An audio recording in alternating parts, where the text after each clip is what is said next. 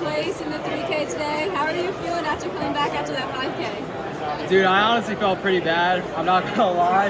I'm not gonna lie and say that like I was feeling crap going in, but I stayed up pretty late last night. I just couldn't get to sleep. There's too much shit going on in the hotel room. Like up and down the hallways, there's like a dog barking in some. But I just tried to like be mellow throughout the day. I actually went on a walk with my coach this morning. We just were walking around, just talking casually. We actually said nothing about the race. And he said, you know, just go out there and have fun. The pressure of the 5K is off my shoulders. But I still wanted to get out here and perform, and I didn't really live up to the expectation I was trying to do. But, you know, you always live to fight another day, kind of. So. Are you feeling any fatigue in your legs from the 5K? Well, throughout like the warm-up and everything, yeah, I was just feeling pretty shitty. But the second like that gun goes off, you feel all good. Like everything goes away, and you kind of just block everything out. I took a bunch of Tylenol today, so trying to just feel good. I like a quad shot of espresso, so I got me busting. Besides that, I was kind of getting thrown around during the race, and I think that like put a little bit of fatigue in my legs. But I still closed pretty hard, and I was proud I just didn't like get shot out the back like I did last year. So I think that's something I could be happy about for sure. How are you feeling about your performance at this year's indoor NCAAs, and how are you going to build on that for outdoor season? I definitely wanted more. I wanted to be a national champion, and that's still the end goal. I want to have as many national titles as I can towards the end of my college career.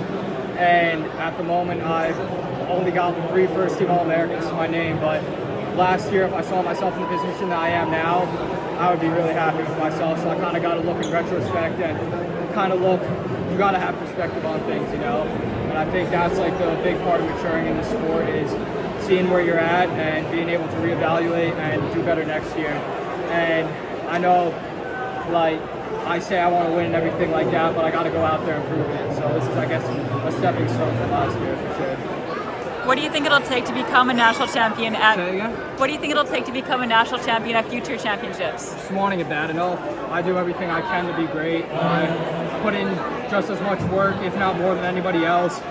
This summer, I was working a full-time job in a restaurant. I was getting to bed at like 1 a.m. I was getting back from my shifts at 12, and I was still able to run 100 miles over a week over the summer. So I was just doing everything I can in my power to get the training in. And as hard as it was, and as many mornings I didn't want to wake up and have to double throughout the day, I just stuck with it, and it sucked in the moment, but looking back, I'm really happy I did all that, or else I wouldn't be in the position I am right now. So to answer your question, I kind of went on a tangent right there. I think it's just wanting it more than anybody else and being willing to die for that. So you gotta not be afraid of failure either. Like, you're not gonna win a title if you don't take a risk. I was actually watching the race this afternoon. This man, who went to Colorado, his name was Alan Culpepper. It was like the 96 national championship in the 5K, and with 500 meters left, he just hit the gas and just dropped everybody and won NCAAs that year. So he took that risk to go with 500 out and didn't leave it up to him. So he didn't let someone else run their own race. So I think dictating the race and asserting dominance on everybody else, that's the only way you're going to win. So you said that you were working full-time last summer and running 100 miles a week. Are you going to do that again this summer, or what is that going to look like? Depends what happens with NIL. So if I have enough money to where I'm able to help my mom and sister and I don't have to be able to work for that over the summer, I probably won't do it as much. I still want to work because I felt like it gave me a very motivating mindset. I was working with this dude named Marcos, a Mexican guy, spoke no English, so I had to learn a bunch of Spanish to understand him. And he said, I was like, one day I walked into work and I was like, man, I'm tired, I'm exhausted. It was like probably 11 p.m.